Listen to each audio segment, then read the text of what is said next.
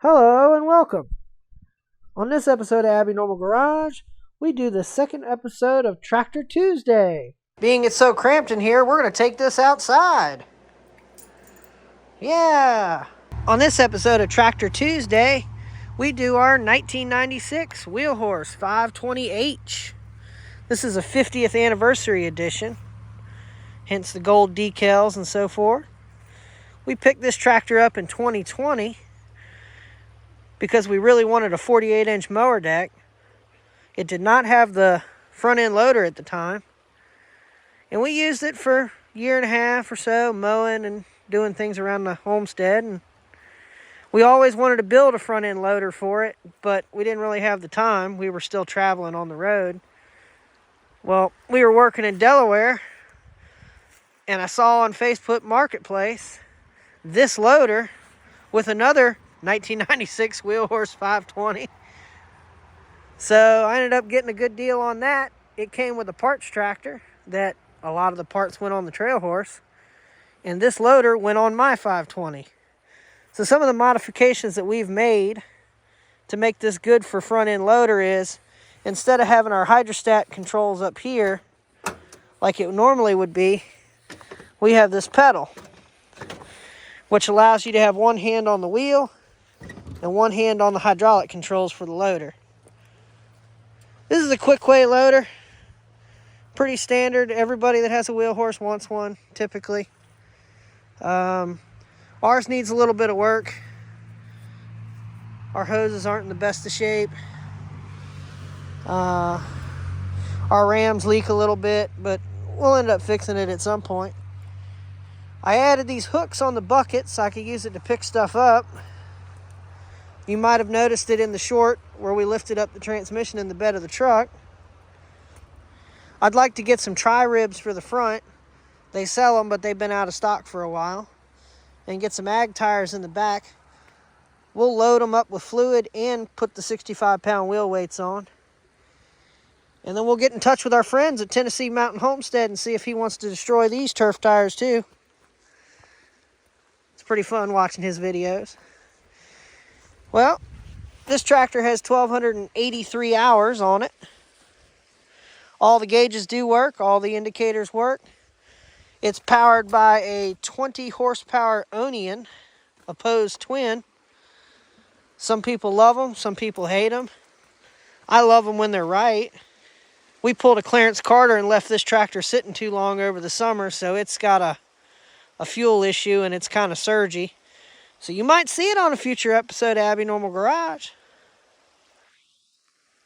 It also has the Kwik Way loader weight box. This weight box was filled with asphalt chewing teeth when we got it, and they're heavy as can be, so we'll just leave it the way it is. At some point in the future, I'm going to build a new subframe for the loader and build a backhoe for the back of this. That's my long-term plan. I don't know if it's going to happen this year. We'll see. If it does, you'll see it on Abby Normal Garage.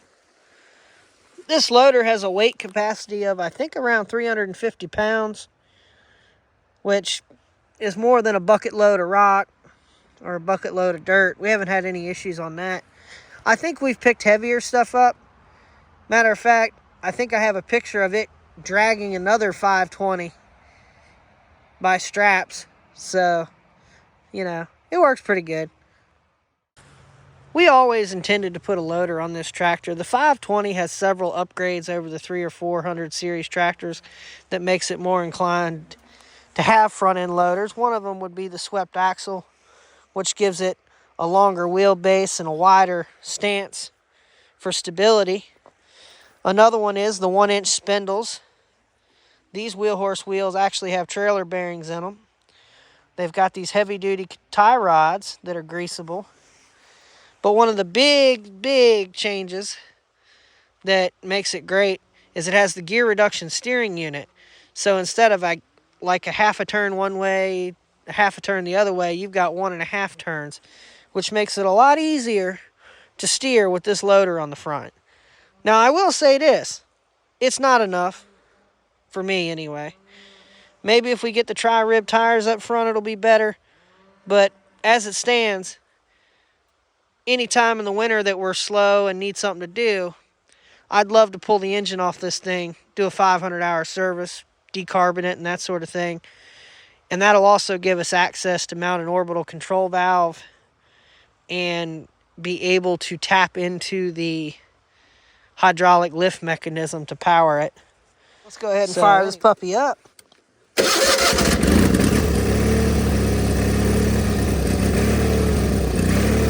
It's got that surge, we got to get out of it. If you put the choke on a little bit, it goes away.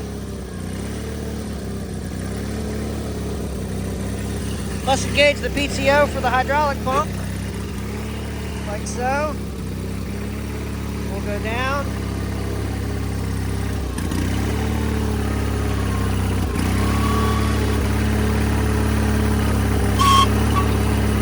The loader moves pretty quick, which is nice.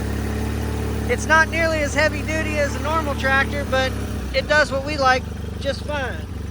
I really like this foot pedal. This is one of the greatest mods you can make to these.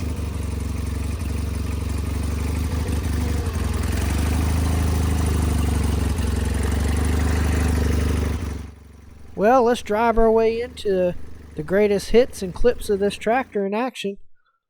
Here's us bringing it back from Ohio. We did this in 2020. It came with a beautiful 48-inch mower deck.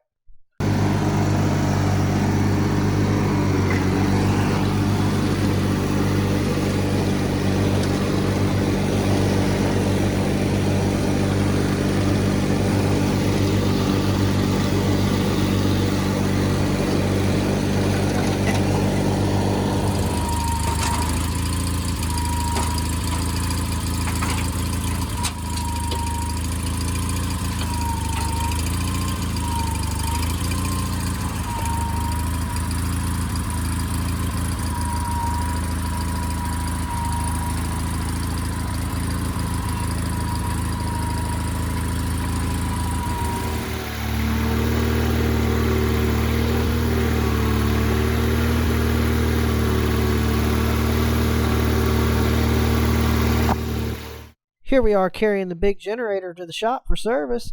The next picture is unloading the trail horse engine out of the Jeep. If you like the video, go ahead and like it. Don't hesitate to share this video with your wheel horse friends that might find this interesting or entertaining. Leave a comment below if you have ideas or would like to build a front end loader or have a front end loader or uses for front end loaders. And if you're not subscribed to the channel, go ahead and subscribe. Doesn't cost you anything. We're friendly people. We'd love to have you. And we'll see you on the next episode of Abby Normal Garage.